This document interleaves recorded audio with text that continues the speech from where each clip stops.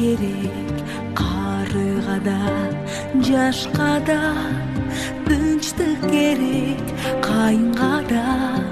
ташка да апат күнү жан-жаны бар